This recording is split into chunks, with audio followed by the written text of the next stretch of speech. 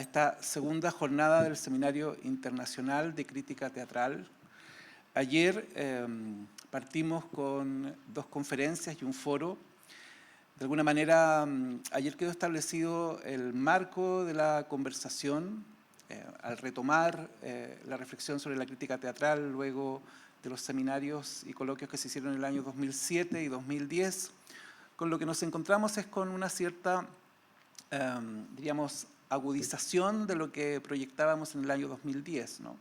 Primero que todo, la crítica como un espacio para la reflexión en torno al teatro, pero la crítica quizá moderando o acotando esos espacios de circulación, ¿no? Ayer nos preguntábamos cuáles son esos canales por los cuales podría hoy en día circular el discurso crítico. Isabel Castro planteaba, diríamos, el fin de un modo de hacer crítica, sobre todo la crítica que ella califica de autoritaria, y se preguntaba por la posibilidad de que una crítica pensante, ¿verdad?, pudiera copar otros espacios. También Álvaro Vicente nos planteaba la visión o la conversación que con sus colegas que ejercen la crítica en medios de comunicación escritos y también digitales vienen haciendo sobre esta práctica, y especialmente cerraba su presentación aludiendo al uso potencial de los sistemas generativos de inteligencia artificial, ¿verdad?, con un ejemplo bien concreto del uso de ChatGPT para escribir textos críticos, ¿no? Y en el foro se habló bastante acerca de cómo podríamos redefinir la crítica, especialmente en el entorno digital. Bueno, la jornada de hoy la vamos a abrir con 2 temas que nos interesa mucho reflexionar, que tiene que ver con la tradición crítica que hemos tenido en Chile en particular. Y a partir de allí vamos a también hacer una reflexión sobre otros campos o derivadas de la crítica posibles en la actualidad. Vamos a abrir dándole primero que todo la bienvenida a Verónica Sentís. Ella es doctora en Teoría del Teatro por la Universidad de Valencia y actriz por la Universidad de Chile. Y su trabajo se ha desarrollado principalmente en 3 áreas: en dramaturgia, puesta en escena e historia del teatro, especialmente esta última entendida como patrimonio intangible de una comunidad. Y desde el año 2010 ha enfocado sus investigaciones sobre todo en torno a la creación escénica de Valparaíso, analizando la producción teatral de esa ciudad desde fines del siglo XIX hasta el siglo XXI. Es autora de diversas publicaciones, ¿no?, como Valparaíso en escena, la ciudad como dramaturgia exhumada e historia del teatro de Valparaíso. Actualmente es académica del Departamento de Artes Integradas de la Universidad de Playa Ancha y coordinadora del doctorado en Artes Integradas de la misma institución. Y forma parte, por cierto, desde el 2016 del equipo editorial de la revista Art Escena. Le invitamos por una investigación que ella ha hecho en torno a un crítico de referencia. Cada vez que en Chile se escribe sobre historia del teatro o se revisitan algunas décadas del teatro, se suelen consultar, como se planteaba ayer, las fuentes, como fuentes los textos de críticos, ¿no? Y creo que hoy lo que vamos a partir abordando es justamente cómo ese legado se vincula con los contextos. Le damos entonces la bienvenida a Verónica. Hola Javier, buenos días. Muchas gracias por estar aquí a esta hora, 10:20 de la mañana, en un seminario de crítica. Me parecen admirables.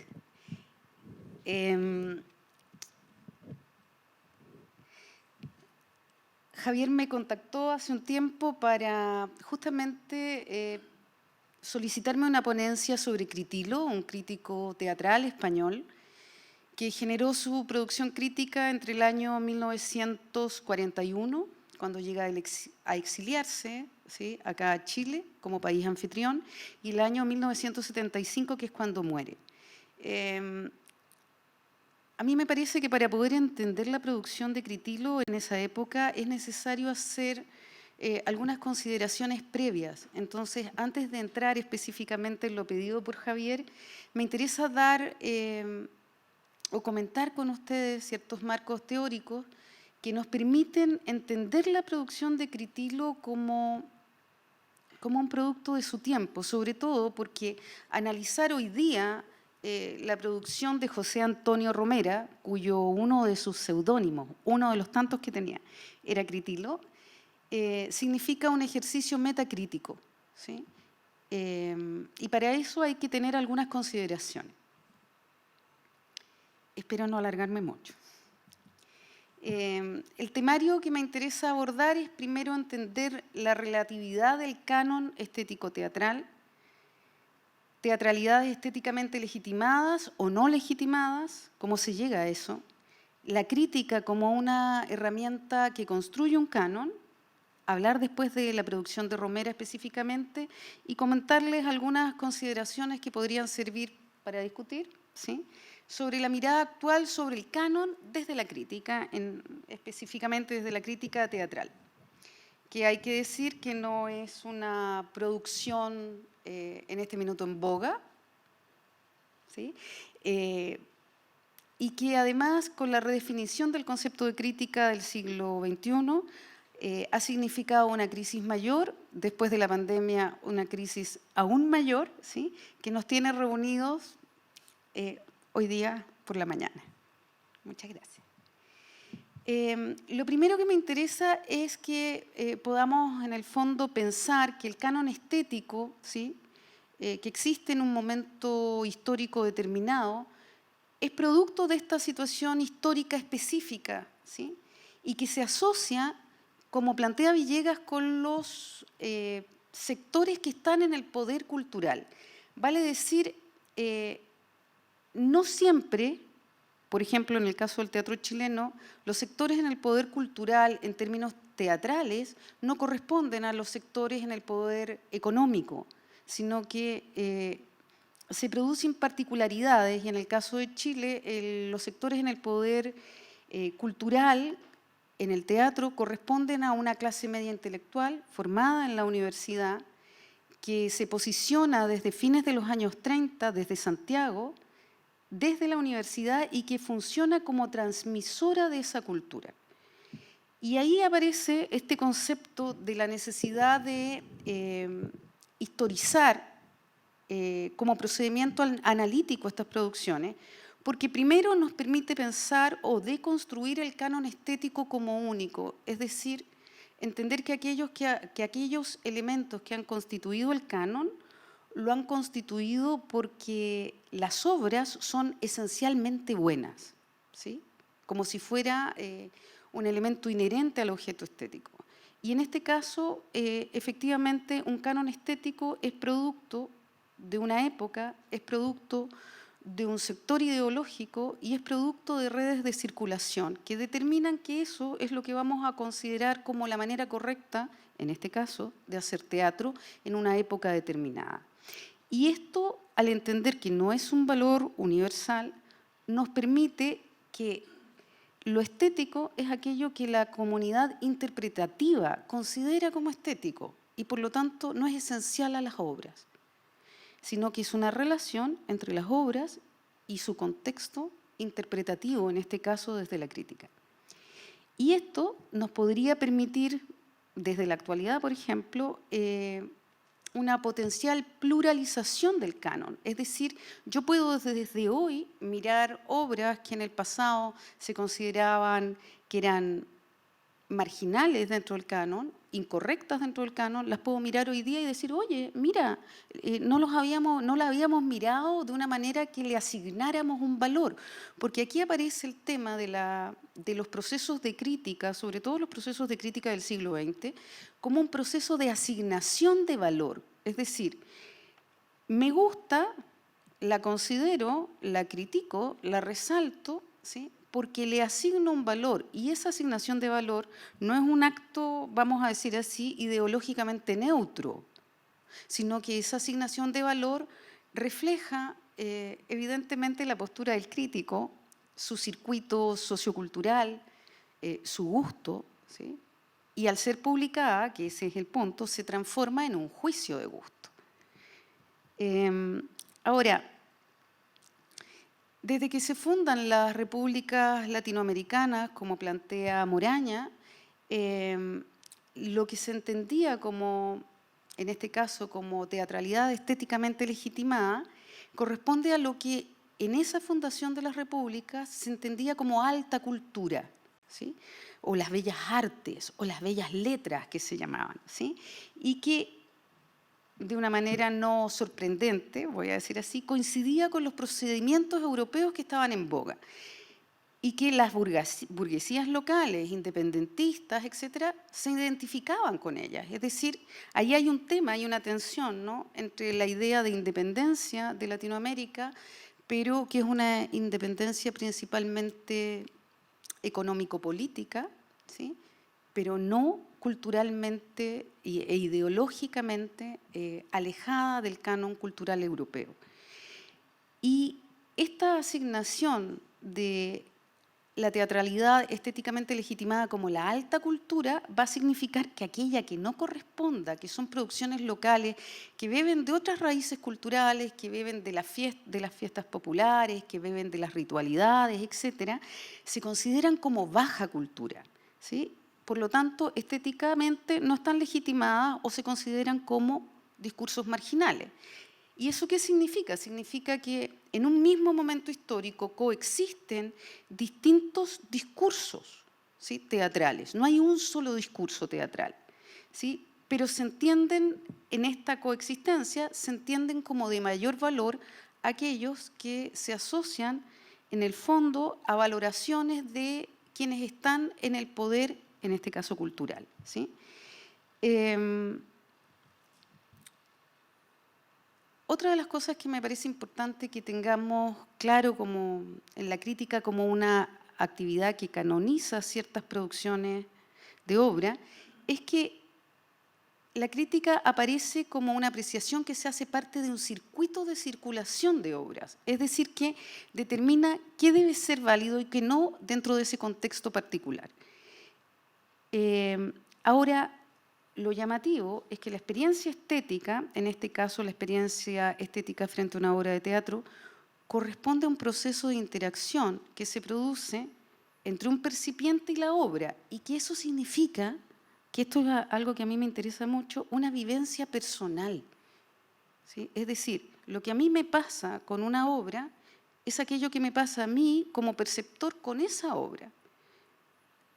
Por lo tanto, nadie puede percibir mal desde cierta perspectiva, ¿no? O sea, yo no percibo mal, percibo lo que percibo según mis marcas de clase, según mis características personales, según mi historia, según mi cultura, etc. No percibo mal, percibo como percibo.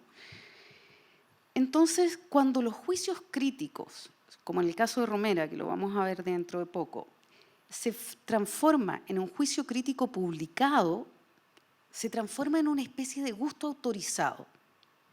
Y este gusto autorizado lo que intenta hacer es razonar frente a otros la valoración que tiene sobre una creación particular. Eso significa que el crítico percibe, o se supone, percibiría, vamos a decir así, mejor, ¿sí?, que cualquiera de los ciudadanos de a pie. Es como si el crítico sí percibiera como corresponde y los otros no, ¿sí? Y tiene claramente asociado, sobre todo en el siglo XX, un carácter formativo. Es decir, el crítico lo que intenta hacer es instruir a los no iniciados sobre los elementos que debe valorar en una obra, ¿sí?, como si esa valoración fuera esencial, como si esa valoración no reflejara en el fondo marcas culturales, marcas ideológicas que me hacen valorar una cosa por sobre otra, ¿sí?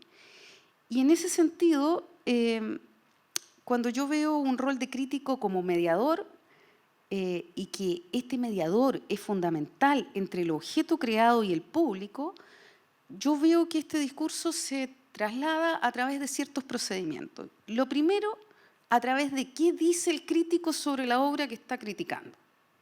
Lo segundo que hay que mirar y que no debe nunca, en mi opinión, volverse transparente, y que a veces nos pasa, que tiene que ver con los soportes, es dónde publica. O sea, no solo es qué dices sobre el objeto, sino de dónde publicas eso que dices, ¿ya?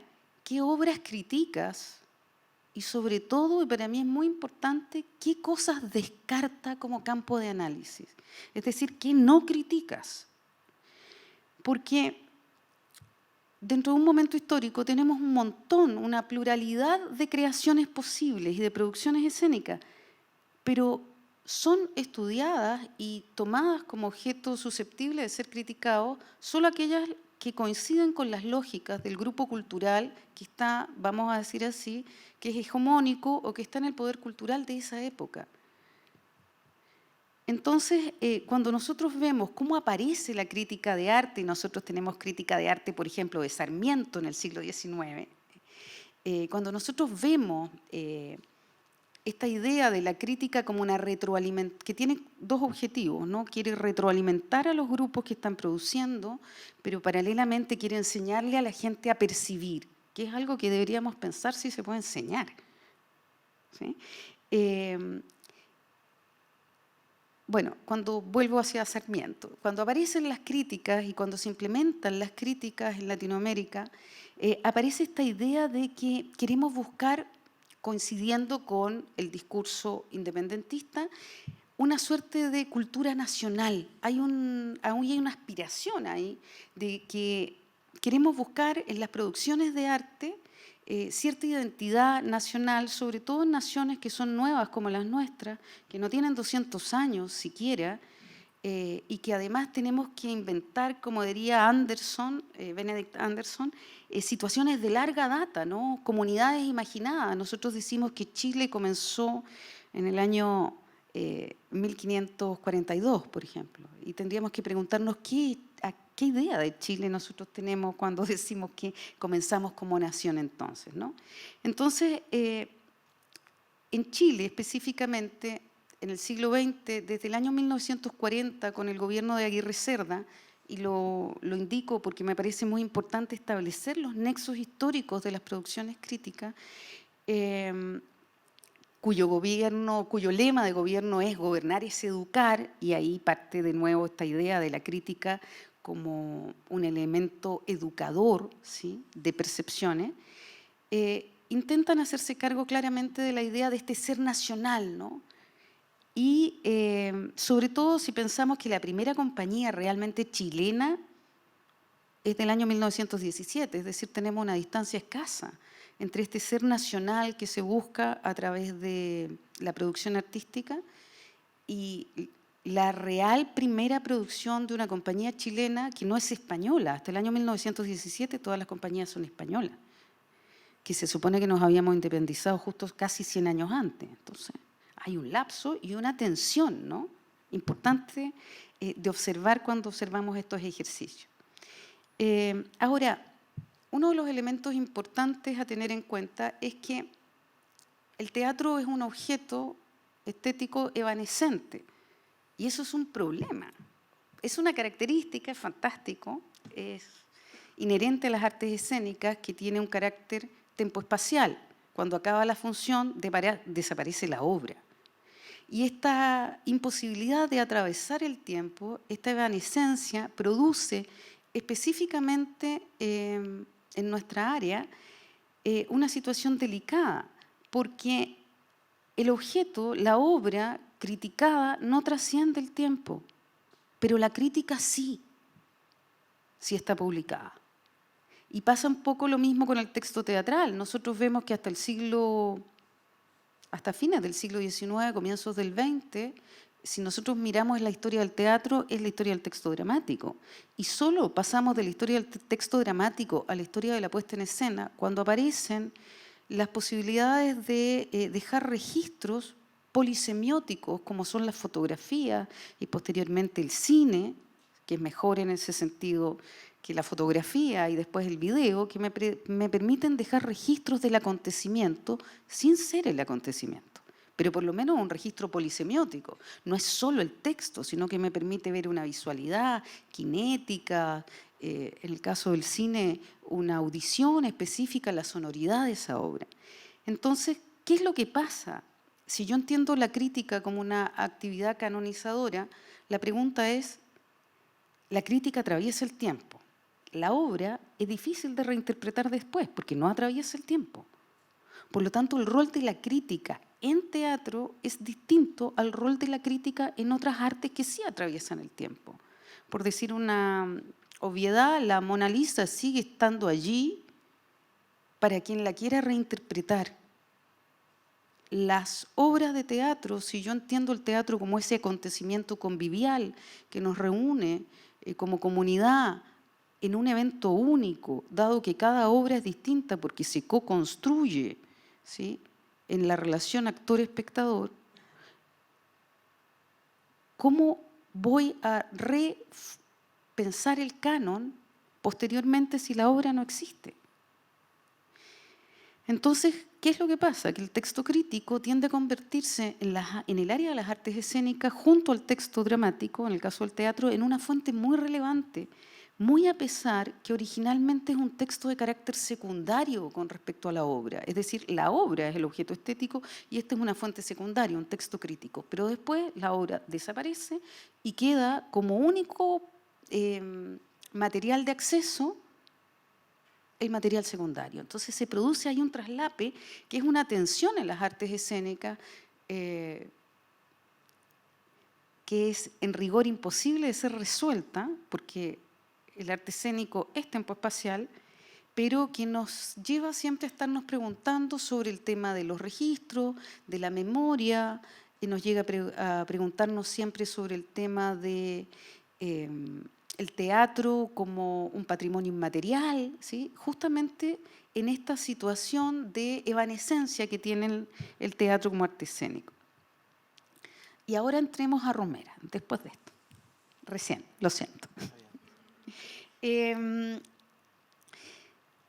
Romera trabajó en la crítica de una manera sustantiva y sustancial. Criticó durante 34 años, entre el año 1941 y el año 1975 en que muere. Es decir, fue un crítico que murió con las botas puestas, criticando, ¿sí?, teatro.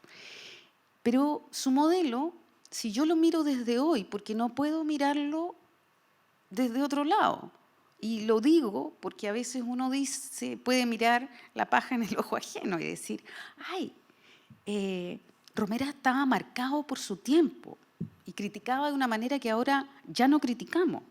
Es cierto, pero yo también lo miro marcada por mi tiempo, desde mi perspectiva ideológica y sumamente atravesada por conceptos particulares que son sin duda hegemónicos hoy día. Y lo miro no desde cualquier parte, lo miro desde la producción intelectual de la universidad, de un país marginal como Chile, en un momento tenso como el siglo XXI. Mi ejercicio metacrítico está marcado por las mismas situaciones de crítica, ¿sí?, de determinación ideológico-contextual como un producto cultural, igual que lo que hacía Romera en su época. La diferencia es que tenemos 100 años de diferencia. Eso es todo, ¿sí? Lo primero que quiero decir es que lo que se entendía como crítica dramática en el siglo XX dista mucho de los objetivos que hoy entendemos como crítica, ya cursando la tercera década del siglo XXI. ¿Y cuál es su rol?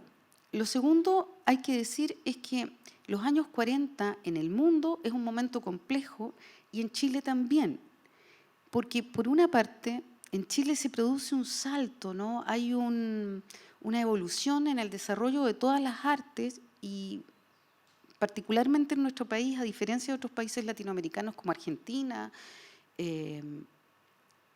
la universidad acogió inmediatamente las escuelas de arte dentro de sí mismas. Y eso significó un ámbito de protección desde lo público, desde el presupuesto, significó también que se asociaron a este rol hegemónico de la clase media intelectual que produce desde la universidad, lo que tiene pros y tiene también contra. Lo primero que hay que decir es que en esa época, entre el 40 y el 50, se produce el gran salto de profesionalización. Aparece el Instituto de Extensión Musical de la Chile, la Orquesta Sinfónica y el Teatro Experimental de la Chile, el Teatro de Ensayo de la Católica, el Ballet Nacional Chileno, entre otras varias producciones que son acogidas por la universidad, son amparadas por la universidad, son financiadas por la universidad, pero son también, voy a decir, el brazo cultural, ideológico de la universidad y de la visión que se tenía de la universidad en esa época. Y acá se produce una cosa interesante, porque uno dice, ¡oh, qué bueno! Mira qué interesante este salto de los años 40, ¿no?, en Chile. Pero en realidad este salto corresponde a que se inocula, es decir, no es, vamos a decir, una evolución natural de las producciones previas, ¿sí?, sino que se inocula como producto de la Guerra Civil Española, ¿sí?, y el fracaso de la República en el año definitivo, en el año 39, y con la cantidad de exiliados que se produce, más la Segunda Guerra Mundial y la diáspora que eso produce también, se inocula directamente desde centros hegemónicos europeos, ¿sí?, modos de producción y concepción artística a la Universidad de Chile a través de la contratación justamente de artistas exiliados. Nosotros no podríamos entender por qué nace el BANCH, el Ballet Nacional Chileno, en el año 45, y lo primero que pone en escena en la Mesa Verde, que era un ballet expresionista absolutamente de punta, con el ballet Jos, sino por la Segunda Guerra Mundial y cómo se quedan acá en Chile produciendo. Entonces, vamos ¿qué es lo que quiero decir con esto? Vamos, entre comillas, a evolucionar, ¿no? De pronto vamos a estar inscritos en los modos y los temas, por lo tanto, las formas, ¿sí?, estéticas, absolutamente hegemónicas europeas de la época. La pregunta es cómo, y la pregunta es qué va a significar eso para las producciones previas que existían acá, ¿sí? ¿Cómo se va a relacionar eso? Entonces pasan varias cosas y Romera tiene que ver con esas cosas y es importante mirarlas, me parece a mí. Y una de esas es que en este nuevo contexto cultural, que es este Chile del siglo XX, ¿no?, este Chile que acoge exiliados, ¿sí?, que acoge judíos. Mi segundo apellido es Harman.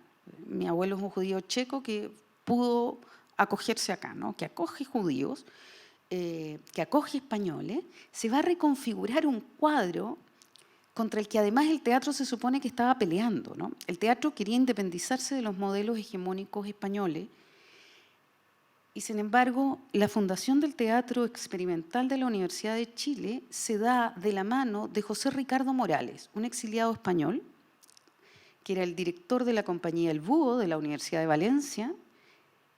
Y los dos estrenos del teatro experimental con lo que se considera la fundación del teatro experimental de la Universidad de Chile, el inicio en el año 41, el inicio de la producción, vamos a decir, contemporánea de teatro, son dos estrenos que acababa de hacer José Ricardo Morales con la compañía El Búho de Valencia. Son las mismas obras, Ligazón de Valle Inclán y La guarda cuidadosa de Cervantes, y la puesta en escena es calcada. Él elige el repertorio, él dirige la puesta en escena y es calcada a la última producción del Búho de Valencia. Y lo llamativo es que uno de los mayores críticos de la producción del teatro de la Universidad de Chile es otro exiliado español. Nosotros nos estamos tratando de alejar del modelo español. Y los dos primeros estrenos, que son el orgullo del Teatro Nacional, ¿sí?, lo digo, yo estudié en la Universidad de Chile, todos sabemos cuáles son los dos estrenos, y la sesión inaugural, cuando dicen ha nacido un niño y ha nacido varón, hoy es muy discutido, lo podemos ver justamente con las discusiones de los cánones, y es que ha nacido el teatro de la Universidad de Chile. Y el discurso dice eso, hoy ha nacido un niño que ha nacido varón. Bueno, hay que pensar sobre el canon. Y lo critica otro español, y lo critica durante 34 años. ¿Sí? Y en ese contexto hay además que decir, ¿cómo llega alguien a ser crítico de teatro? O mejor, específicamente, ¿cómo llega Romera a ser uno de los críticos de teatro más importantes del siglo XX en Chile, en Santiago? Otro tema con los cánones. Cuando nosotros hablamos de teatro chileno, en el siglo XX estamos siempre hablando de teatro santiaguino. Yo, por opción, produzco desde Valparaíso y trabajo desde Valparaíso. Y he estudiado el Teatro de Valparaíso y es previo al Teatro santiaguino. Sin embargo, se produce en Chile otro canon. Hay una sustitución. Se dice el teatro chileno, y tú miras la historia del teatro chileno y es la historia del Teatro Santiago. Dices antología teatral chilena. Y miras las obras, son todas de Santiago. Bueno, cánones. Romera, ¿de dónde aprende crítica? Fue mi primera pregunta. El tipo no es teatrista. ¿Por qué critica teatro? Lo que les puedo contar es que él aprendió crítica, pero crítica de artes visuales. De hecho, Romera, su mayor aporte es proponer una historia de las artes visuales en Chile. Y la aprendió en Lyon, donde era profesor normalista, que estaba contratado para educar a los españoles emigrantes que estaban en Lyon, en el Museo de Bellas Artes, con uno de los críticos de artes visuales relevantes de la época en Lyon, que es René Julien, y ahí aprende sobre estética y crítica, pero de artes visuales. Pero cuando llega al campo cultural chileno, les pongo esta lámina, es una caricatura que hace el mismo José Antonio Romera. José Antonio Romera era además caricaturista, entonces hacía caricaturas de algunas obras. Les estoy contando esto porque mi pregunta es cómo un crítico de artes visuales llega a ser crítica de teatro. Y desde mi perspectiva llega a ser crítica de teatro porque no había críticos en Chile. Y bueno, era un campo en construcción en ese momento, estamos hablando de los años 40, él llega al 41, era un campo en construcción y en el sentido y al ser un campo en construcción, bueno, sabía algo sobre estética, sabía algo de la relación forma-contenido, ¿sí? Y entonces criticaba teatro también, y cine, también criticaba cine. Es decir, era un crítico de arte en una concepción que ahora nosotros no nos atreveríamos a sustentar. Yo no me atrevería, por ejemplo, a hacer crítica musical, no es mi ámbito, ¿sí? Pero en ese entonces era posible y uno puede decir, ¡ay, qué falta de rigor! No, es un contexto que permite que un crítico sea un crítico de arte en términos amplios, ¿sí?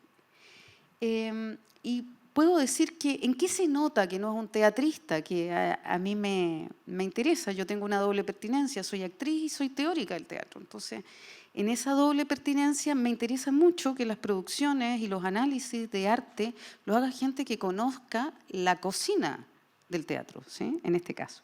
Yo puedo decir que sin duda Critilo apreciaba lo escénico, muchísimo, pero consideraba que dentro de toda la puesta en escena lo más importante era el texto dramático y el autor. Es decir, en realidad Critilo apreciaba la literatura teatral, que no es lo mismo que el objeto estético obra de teatro. Y si yo lo miro desde hoy, y de nuevo vamos con el tema de que esto es un ejercicio metacrítico, yo le puedo decir, pero a ver, qué descentrado. ¿Cómo critica el teatro como texto escrito cuando lo que está teniendo ahí es una obra de teatro, es un acontecimiento, es un evento, es en el cual el cuerpo se ve afectado de los actores y de los espectadores, ¿sí? Hay una afección, hay una co-construcción. ¿Cómo critica el texto? Bueno, en ese momento los propios directores teatrales de las universidades, en este caso la Chile y la Católica, que eran el canon, ¿sí? Consideraban que su propio trabajo consideraba en poner bien la obra del autor dramático y no le cambiaban ni una coma.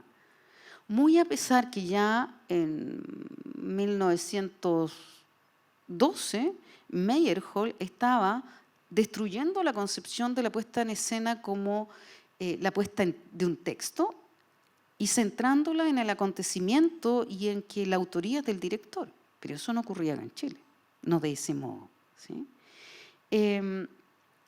¿Cómo se notaba esto? Que en las críticas, yo me leí todas las críticas que están en el archivo de Romera. El archivo de Romera está contenido en la Universidad de Talca, en el Instituto Abate Molina, y está allí por de esas casualidades de la vida. La familia de Romera no sabía qué hacer con tantos papelitos y se los regaló al Instituto Abate Molina, donde estaba Pedro Zamorano, que es en el contexto de su Fondesit, que yo hice este trabajo, en el cual, en realidad, Pedro Zamorano estudia a Romera desde las artes visuales, que es su mayor impacto, ¿no? Porque Zamorano ha estudiado artes visuales siglo XIX y siglo XX. Entonces, este archivo se donó para allá. Y me leí todas las críticas. ¿Y en qué se notan? En que las primeras críticas, en vez de hablar de la obra, habla del texto. Es decir, habla de una cosa que no vio. Va y dice, este es un texto de tal tipo, este autor es muy importante, fue muy importante dentro de la producción literaria española, etcétera, pero no habla prácticamente nada de la puesta en escena, nada, al comienzo, en los años 50. Y ahí, ¿por qué lo hace? Porque intentaba en esta idea de mediador o de formador, también intentaba formar al público, darle datos, ¿no? ¿Por qué es importante este autor? ¿Dónde se inscribe dentro de la evolución de la historia del teatro? ¿Cuáles son los rasgos del autor? Pero se le olvida que no está haciendo una clase sobre el autor, se supone que es un crítico de una puesta en escena.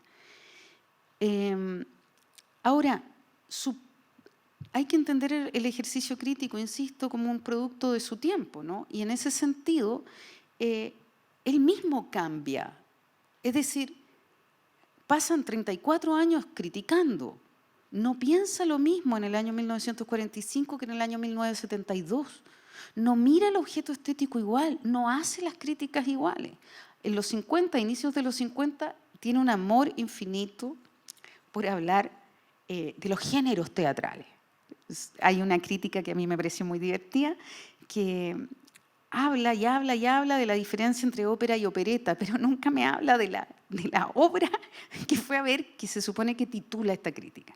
Pero ya en el año 72, por ejemplo, hace críticas sobre cómo los actores han logrado impactar al público, cómo el público se vio afectado, cómo esa música hizo generar tal emoción en la platea. Él mismo ha evolucionado, ¿sí? Por lo tanto, tampoco lo puedo ver yo a Critilo, que es su alias, como alguien estático, ¿no? Como un crítico. Yo tengo que pensar en el ejercicio crítico, que es un arco de 34 años que él realiza. Ahora, una de las cosas interesantes que a mí me parecen de este periodo y de las universidades, ¿sí?, en Chile, desde los años 40 y la cruzada de las universidades, ellos hablaban, y esto es una contradicción que me parece preciosa mirar desde el 21, ellos hablaban del teatro, ¿sí?, como una posible elemento que registrara, promoviera o difundiera el ser nacional, que esta es una discusión interesante. Primero hay que preguntarse si existe un ser nacional en países como el nuestro. Sí. Bueno, este ser nacional, que es más o menos centrado en la parte céntrica del país, que irá desde La Serena hasta Talca, ¿sí?, eso sería la nación, más o menos, ¿sí?, todavía. ¿Cómo ellos esperaban que apareciera un teatro que diera cuenta de ese ser nacional? Pero junto con buscar esta originalidad, esta identidad del ser nacional chileno, solo consideraban buenas aquellas obras que respondían al modelo europeo.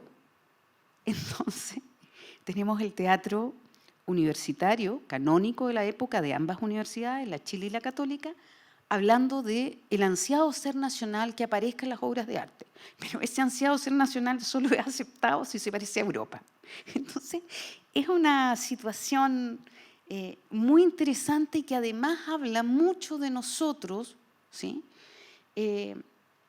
como esta tensión entre lo nacionalmente propio y lo considerado estéticamente legítimo, y que en el fondo no hace sino reflejar al día de hoy esta constitución fronteriza, híbrida, tensa que nosotros tenemos con el ser latinoamericano, ¿sí?, y que está en la crítica porque no puede no estar, porque es una marca ideológica que tiene que ver con la constitución de lo latinoamericano como un problema. De hecho, se habla en los estudios sobre el tema como el problema de lo latinoamericano, ¿sí?, como una marca ideológica tensa que tiene rasgos de subordinación, ¿sí?, y que esos rasgos nos constituyen también, ¿sí?, y que además tienen como característica que es algo imposible de ser deshecho.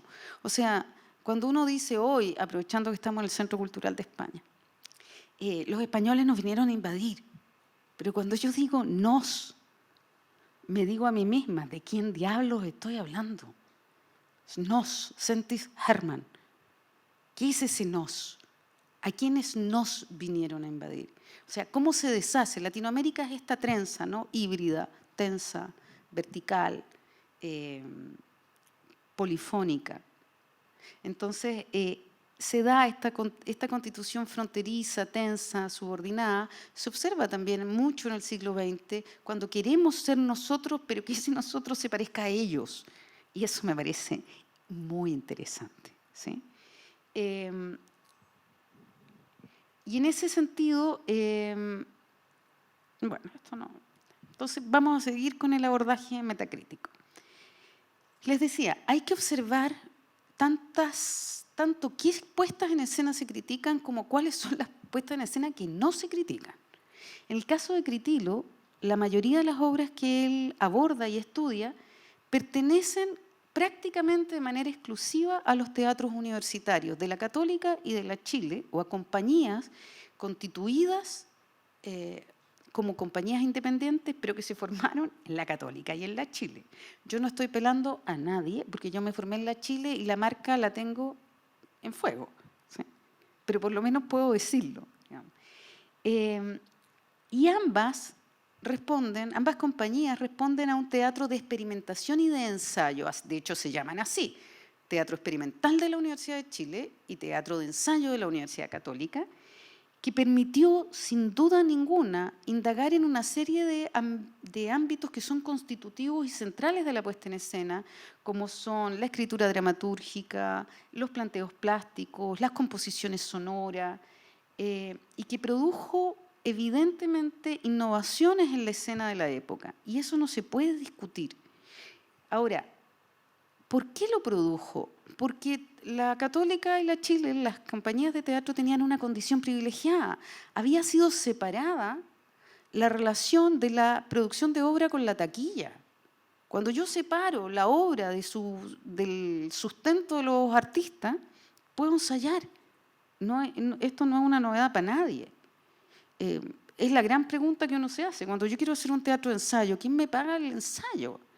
Desde Sachsen-Meiningen en el 19, esto se ha venido resolviendo con distintos modelos. Él era un duque, financió la compañía, no es malo. Stanislavski era hijo de uno de los armadores de barco más ricos. Antoine trabajaba en una compañía de gas para poder actuar y dirigir en la noche. Entonces, la pregunta entre quién financia los procesos de búsqueda formales, ¿sí?, para hacer un teatro de ensayo, en este caso el Estado, o en este caso la Universidad Católica, que siempre ha tenido en Chile financiamiento del Estado, también, no solo es pontificio. Entonces, ¿qué significa eso? Si yo miro la producción de Romera, veo que critica siempre a las producciones de teatro de la Chile y la Católica, alguna gente formada, compañías formadas por ello, y no dice nada del teatro comercial, nada, como si no existiera. Y lo llamativo es que había una producción gigantesca de teatro comercial y una tradición en Chile de consumo por parte de las clases populares de teatro comercial y teatro popular y teatro de reidero, que no tiene crítica y que Critilo no la aborda nunca. Entonces, existe una sola excepción a esta regla en todas las críticas de él, que es que le encanta la compañía de Lucho Córdoba, que tiene una compañía que corresponde al modelo del teatro por divos, ¿sí?, de la figura del divo, que el divo es el mismo, de hecho se llama Compañía de Lucho Córdoba, porque es su compañía, y él actuaba y dirigía, era un autor-director, o sea, dirigía, organizaba, diríamos así, era autor, actor, director. Y lo consideraba un actor, pero es que talentosísimo, un actor de beta cómica principalmente, y que conocía todas las reglas. Él se da cuenta que Lucho Córdoba logra articular obras que son sumamente interesantes porque conoce cómo funciona la escena por dentro, es decir, es un autor, ¿sí?, que es actor, por lo tanto sabe perfectamente qué funciona y qué no. Los actores tenemos una formación que nos permite decir, oye, esto sí, ponle un poco más de esto otro. Él sabe, se le nota. Sin embargo, tiene una contradicción y es precioso, porque están todas las críticas que le hace Córdoba. Le dice que es increíblemente, es un gran histrión, que conoce las reglas del teatro por dentro y todo, pero que hace un teatro de risa fácil, y eso le parece terrible. Tiene una contradicción, le gustan las obras, no le gusta el tema de las obras, y lo insta a través de sus críticas a que se inspire, a que haga un humor tipo Molière y Aristófanes, se los digo, estoy citando textual. ¿Sí? Dice, hay grandes cómicos, inspírate en Molière, inspírate en Aristófanes. De hecho, acá no se alcanza a ver ahí, pero hay una parte que me parece interesante, porque que es la que escribo en negro acá al lado, porque la crítica no queda muy chiquita, en que le dice a Córdoba, en el fondo prácticamente le llama la atención, le dice que encuentra estupendo su obra, como siempre, muy divertida, todo el público muy atento, pero le dice que él falta a una norma, porque le dice que la obligación de un actor digno de tal nombre, la urgencia de su misión sería la de levantar a un nivel de cierto gusto estético al espectador que lo admira y que lo sigue. Entonces, nuevamente, considera que hay que enseñarle al público a percibir y que además no solo lo tiene que hacer el crítico, lo tiene que hacer también, en este caso, Lucho Córdoba. ¿Y cuál es su crítica hacia él? Que no lo hace, que teniendo todo ese talento no se dedica a enseñarle al público a percibir correctamente. Por otra parte, tú puedes ver en las críticas que desestima totalmente los gustos populares sobre teatro. ¿Sí? Trata de literatura de butifarra, estoy citando textual, a las obras que son melodramáticas, que hoy por hoy ustedes ven que nosotros hemos venido, se ha reconsiderado el género melodramático, pero en esa época era considerado un gusto de las clases populares inadecuado, en el cual la emoción está sobre resaltada y llena de recursos como el uso de la música para generar estados emocionales que no deberían usarse. Ahora, esto no significa que él tenga un desprecio por el público popular. No, es claramente un ilustrado, quiere formarlos. O sea, acepta que sean populares, pero cree que a través de la educación deben dejar de serlo o deben ser otro tipo de público popular que tenga los mismos valores que la clase media intelectual y la pequeña burguesía, y para eso escribe, para formarlas. Y en ese sentido, obviamente, ellos son los destinatarios de estos textos críticos en tanto público y las compañías en tanto productores. ¿Sí? Ahora, hay que entender la labor de Romera como parte de un engranaje. Si yo lo saco de ahí, no funciona. Él es parte de la cruzada que tienen los teatros universitarios en Chile desde el 40 en adelante, en que hablaban, tienen un manifiesto, sobre todo el de la Chile, cuando se crea la Compañía Experimental del Teatro de la Universidad de Chile, sacan un manifiesto de cuáles son los objetivos de esta compañía universitaria, y uno de ellos dicen crear un público teatral. Eso haría pensar que no había público teatral, pero sí, claramente lo había. Lo que pasa es que no era un público teatral de clase media intelectual, era un público teatral popular que llenaba los teatros de reidero. Pero esto se oblitera porque además los que escriben la historia del teatro en Chile son aquellos que tienen la capacidad de escribir. Y los que tienen la capacidad de escribir son los formados en la universidad. Y el teatro, por lo tanto, que estudian es el propio. Y si uno hace un análisis de las historias del teatro chileno desde los años cuando surgen, que es después del año 50, empiezan a aparecer historias del teatro chileno, todas las historias narran lo mismo. Había un teatro en Chile que empieza con fuerza en el año 10, en compañías mixtas entre compañías de teatro español con algunos actores chilenos, que se refuerza como tal en el año 17 con la primera compañía teatral totalmente chilena, pero que lo hacían mal y que estaban en el error, y que por suerte en los años 40 llegaron los teatros universitarios. Y ahora sí que tenemos teatro de calidad. Recién ahora se están estudiando los teatros populares, recién ahora, porque ahora lo podemos ver. Porque cambió el canon, nada más que por eso. Y al cambiar el canon y aparecer la producción teatral popular como posiblemente válida, se está estudiando. Antes no. Ahora, sin el trabajo de Romera como crítico, no se podrían haber llevado adelante la labor de las compañías de teatro de la educación superior. Es parte de un engranaje. Ellos producen, Critilo critica. Esas producciones. ¿Sí? Y si a eso yo pienso dónde publica, tengo que ver que publica exclusivamente en el Mercurio y en La Nación, que al día de hoy todos sabemos, por lo menos con el Mercurio de Santiago, cuál es el público del Mercurio de Santiago. ¿A quién le está diciendo cómo percibir las obras? A los lectores del Mercurio. Ahora, para ir terminando por fin, perdón. Evidentemente, los cánones, si son históricos, cambian, porque los contextos históricos se modifican.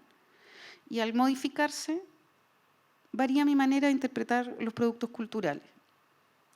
Tenemos que decir que desde mediados de los 90 se ha iniciado un cambio en general dentro de los estudios teatrales y aparece la idea de que yo tengo que estudiar las obras, y en este caso estudiar los discursos críticos, como el caso de Romera, desde un proceso de historización que me permita entenderlo como un producto de su época.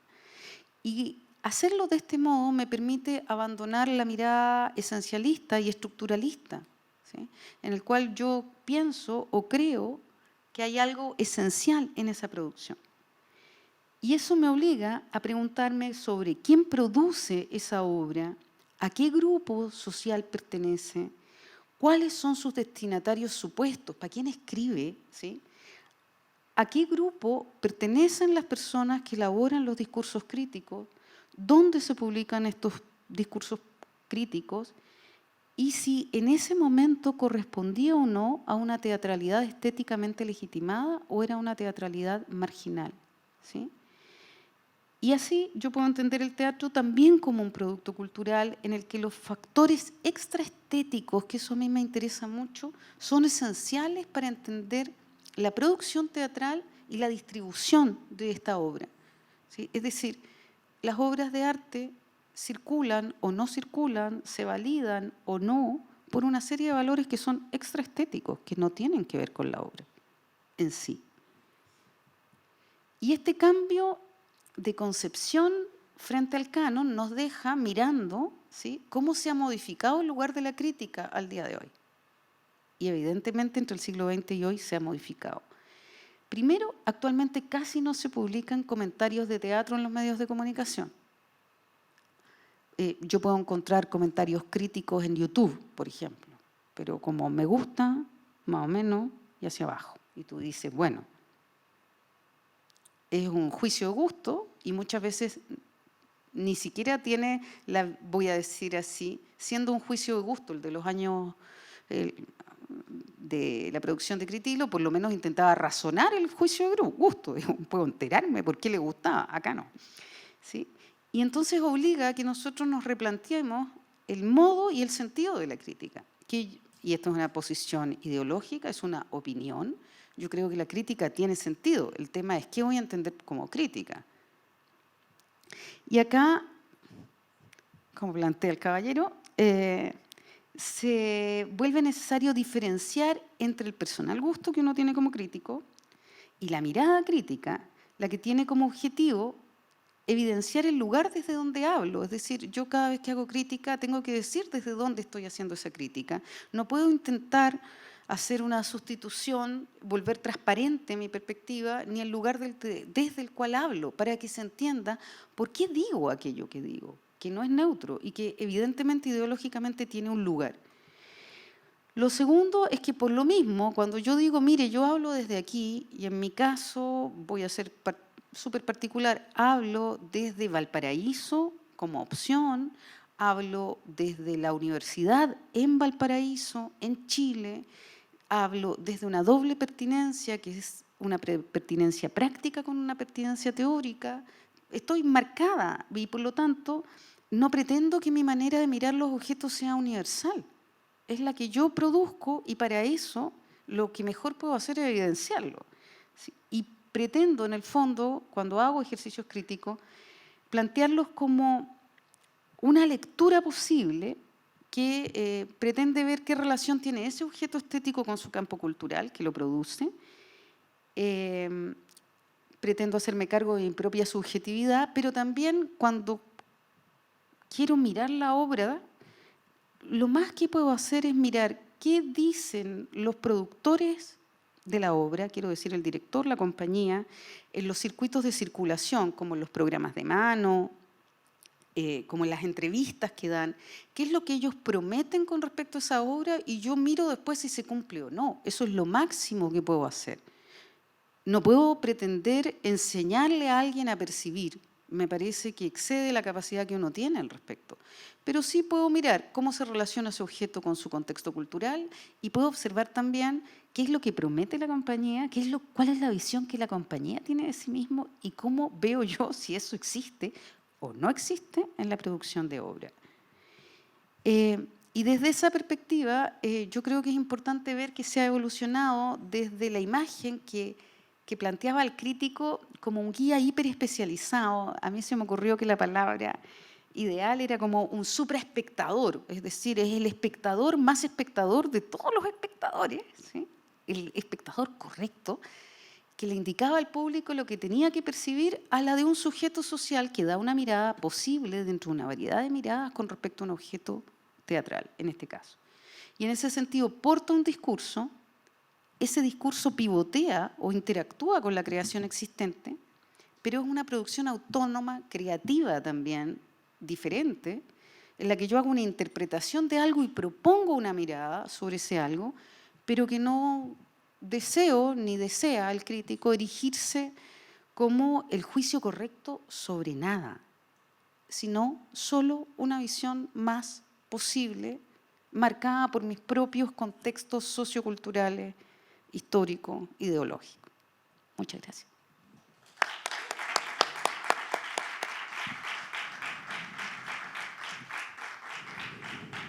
Bueno, muchas gracias, Verónica, por esta presentación. Sin duda ha sido un recorrido no solamente por la producción de Critilo, sino también una reflexión poniéndonos el foco del crítico como sujeto histórico, en cierto modo, ¿no? Tenemos espacio para algunas preguntas. No sé si hay alguna pregunta que desde ya quieran plantear, comentarios. Javier, por favor. A mí, personalmente, hay un detalle que me interesa de Critilo como figura, que esta faceta también de ser caricaturista. Te entendí mal. ¿Esa faceta qué? De ser caricaturista. Sí. Y yo siempre como que me preguntaba así como si eso no le producía como algún conflicto de imagen pública, así como de que lo tomaran como una figura menos seria, o también el hecho de escribir con apodo, o eso no se cuestionaba tanto en esa época. El tema de escribir con apodo en el siglo XX era un procedimiento bastante común entre los críticos, entre otras cosas porque hacían crítica. Y esa crítica ojalá estuviese invisibilizado quién era la persona, porque los campos culturales, si hoy son chicos, y nos conocemos casi todos los de artes escénicas, no te quiero contar cómo eran en el siglo XX. Entonces era bastante recurrente la idea de que los críticos escribieran con seudónimo, ¿sí? Y por otra parte, su faceta de caricaturista es una faceta que es mucho más personal, ¿sí? No es una faceta en la cual él haya hecho demasiadas publicaciones al respecto, no necesariamente hacía caricaturas de las obras, sino que hay muchos documentos que han sido rescatados de este archivo que se encuentra hoy custodiado por el Instituto Abate Molina en Talca, ¿sí? Pero que no se conocieron o no circularon públicamente, sino posteriormente. Muchas gracias. Ok, ¿alguna otra pregunta? ¿Comentario? Soledad, te van a acercar el micrófono a Soledad y luego Natalia. Gracias, Verónica, por este recorrido, como ha dicho Javier, que ha sido un impulso, digámoslo así, muy estimulante como para seguir pensando todo esto que nos convoca. Me surge una pregunta a la hora de pensar esa idea de proyecto país de los diversos gobiernos radicales, ¿cierto?, de la década de los 30 y los 40, que fue como el paraguas para la conformación de los teatros universitarios de los que tú hablaste, Y claro, cuyo propósito era precisamente el que mencionaste. Sin embargo, cuando hablas de adoptar un modelo europeo, me pregunto yo también qué es eso, porque ese modelo europeo no existe como hegemonía. Si uno piensa Europa como un territorio igualmente polifónico, igualmente poliétnico, multiétnico, etcétera, me pregunto si no seguimos un poco entrampadas en abstracciones que son susceptibles de ser revisadas cuando hablamos de modelo europeo. Esa es un poco mi duda, lo anoté. ¿Qué significa eso precisamente cuando hablamos de gente que llega huyendo, que llega desde un exilio? ¿Qué es eso? ¿Qué es el modelo europeo que se asume en el ámbito artístico? ¿Es esa una postura, digámoslo así, que no tendríamos también que revisar? ¿No fue así que llegaron disidencias dentro de algo que presumimos que es homogéneo? Esas son mis preguntas. Yo coincido. Yo creo que es una generalización. Cuando uno habla de modelo europeo, es una manera rápida de decir que en realidad hay una polifonía y que tiene distintos acentos dependiendo incluso de los directores que están poniendo en escena, ¿sí? Y que escogen en esta idea de insertar a Chile, ¿no? en esta contemporaneidad, que era otro de las declaraciones de las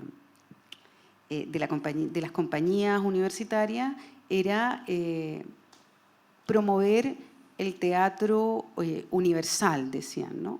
¿Sí? Un conocimiento del teatro universal. Y, bueno, europeo en general, universal ni te cuento, ¿sí? Variaba, había en esta idea del teatro universal que querían promover, había un modelo francés importante, había un modelo de rescate de los clásicos y en esos clásicos iban desde los griegos hasta los teatros del siglo de oro, quiero decir teatro isabelino, teatro francés principalmente, teatro español sin duda. Posteriormente y no mucho más tarde empiezan también a montar obras de teatro del absurdo, ¿sí? Entonces es una polifonía, porque Europa uno lo dice como si fuera un solo bloque, pero sin duda que tampoco lo es una generalización y en ese sentido tienes razón. Podríamos decir que les interesa un teatro contemporáneo, ¿sí?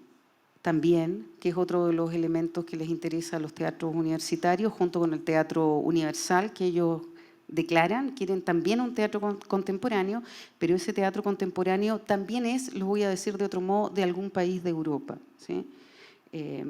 Yo puedo pensar uno de los grandes orgullos del Teatro de Valparaíso, lo digo como historiadora del Teatro de Valparaíso, es que en los años 60 estrena Esperando a Godot, ¿no? Y tú cada vez que hablas con alguna gente de la vieja guardia del teatro de allá, habla de este estreno, de Esperando a Godot, porque es el primer estreno de Godot en Chile, ¿sí? Ahora, ¿por qué es tan importante para ellos? Les he hecho la pregunta. Bueno, porque en el fondo, porque en ese momento se adelantaron al Teatro Santiaguino primero, estrenaron primero, y porque en ese minuto ya había un proceso en el cual el teatro de Beckett era un teatro que se estaba considerando un teatro contemporáneo validado. Entonces, cuando decimos teatro europeo, en realidad deberíamos tal vez desagregar, y en eso encuentro que tienen razón, desagregar mirando las plantillas de obra, que son principalmente españolas, francesas y norteamericanas también, porque no es solo europeo. También empiezan a estrenar a O'Neill y a una serie de otros, vamos a decir, autores o autores-directores que van siendo validados más o menos contemporáneamente, ¿sí? Entonces hay una polifonía, sin duda. Ok, gracias. Natalia, acá te van a pasar el micrófono. Muy cortito, simplemente me dio curiosidad cuando dijiste que Critilo tenía más de un seudónimo. Sí. ¿Cuáles eran esos otros seudónimos y si se lo puede pensar como Pessoa? O sea, que cada nombre tenía una personalidad o... Tenía cada nombre un diario. Ah, ok. Tenía cada nombre Es en un, ok. un problema que hay hasta el día de hoy, la necesidad del multitrabajo. Era Critilo en El Mercurio y era Federico Disraeli en La Nación. ¿Sí? Y tenía algún otro cuando publicaba en un tercer diario, que en este minuto no lo recuerdo, pero en realidad, más que nada, era la necesidad de parecer que cada diario tenía su crítico. Pero a mí lo que me parece más interesante es pensar que un solo crítico criticaba todo, ¿sí? En distintos diarios, ¿sí? Porque él no es contratado por la Universidad de Chile, digámoslo así, como otros artistas que tienen un contrato directo y eso le asegura en el fondo un sueldo constante. Entonces él hace una serie de aportes en distintos ámbitos de las artes, pero necesita vender su trabajo y para eso tiene varios nombres. Eso es. Bien, no sé si hay alguna otra pregunta, comentario. ¿No? Bueno, volvemos a agradecerle a Verónica esta inspiradora presentación. Vamos a hacer una pausa de 5 minutos y luego volvemos con Soledad Lagos. Muchas gracias.